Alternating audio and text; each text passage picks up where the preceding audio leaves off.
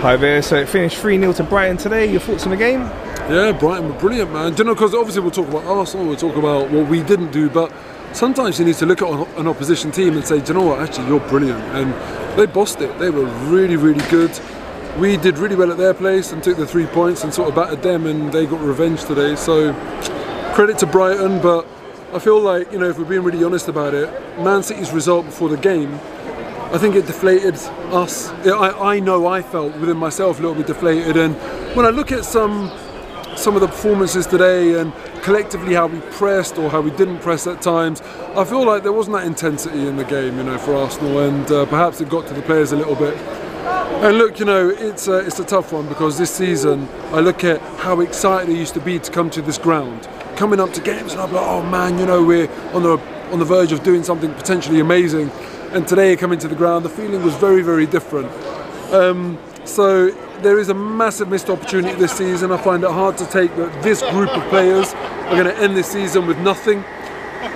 It felt like they deserved something, but you get what you deserve in football, so clearly they didn't. But it felt like they deserved something. And, you know, times like this when we're now, basically, we're not going to win the league, it makes me think I wish we had a Europa League to look forward to, and we don't have that either. So a few regrets for me this season, a few missed opportunities, but hey, that's football, it's a tough sport, man. Yeah, so today, the performance, what you're saying about the City result affecting the players before the game, that could have played a part, but also do you think the tiredness now, it's right at the end of a long season, we know we've got a small squad, a lot of players have to play a lot of games, a lot of them were playing in the World Cup as well, so being this late into the season, do you think the tiredness is playing a big part? Yeah, but I think, like, you know, it's not just, like, we're talking about tiredness, talking about fatigue, but it's not just physical, it's mental.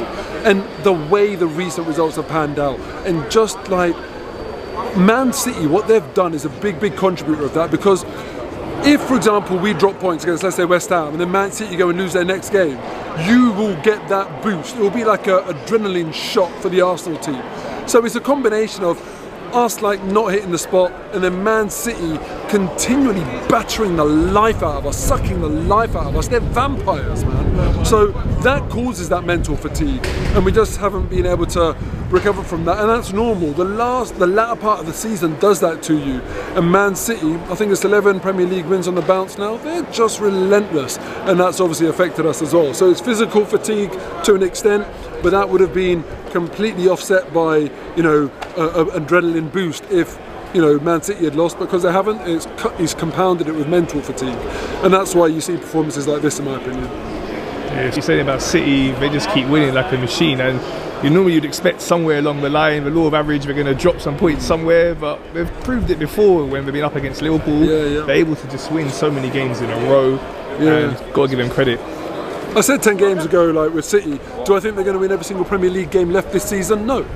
And they're doing it. Like, I thought they'd draw one, but boy, they are just smashing it. And it's just like, when you look back at Arsenal's performances against Southampton, for example, against West Ham, oh, you know, we could have been taking this to the wire, but we've let ourselves down a little bit with those performances. But look, overall, the team have done really well this season, and just not well enough. And we're going to come second to a team that are now 4 games away from the treble. 4 games away from the treble. Man City is something else. And there's no shame in coming second to Man City. You know, it's just our misfortune. It's something Liverpool have had to face for many, many years now, and Arsenal knows how it feels now. So along with the tiredness, also the lack of experience when these crunch situations come at this time of the season. We know we've got a very young team that does lack experience, so vital going forwards now that we can add some experience into the team. We've got Champions League football on a positive note, so that's going to be able to help us to attract better players with a more bigger financial budget as well. So the future is really bright. Just got to get that experience in. Yeah, the future's bright. As ever, you have to look at what other teams do this transfer window. I'm sure there'll be some big moves, and I'm sure there'll be some real strengthening of certain squads. But, you know, as you say, look, we've got Champions League now, and we've got a really, really good group of players.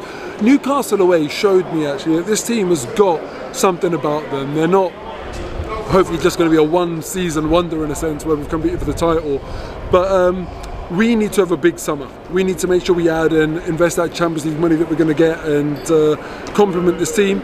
But you know, it's interesting, you talk about experience, but when I look at which one experienced player do I feel like has let me down in the crunch part of the season, it's actually Thomas Partey.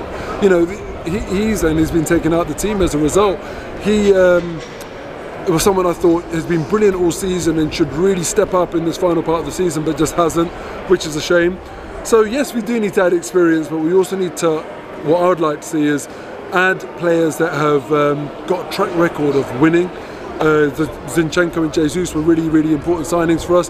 We need people that can get us over the line. Jorginho's come in, I think he's done fairly well.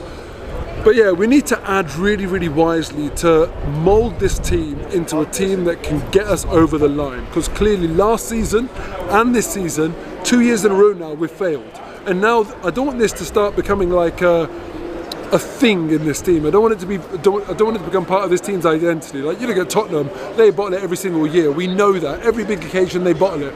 I don't want it to become part of Arsenal's identity in this team now, where last 8 games of the season we started getting the jitters, and 2 years in a row now that's happened. So yeah, we need to add accordingly to kind of nip that in the bud.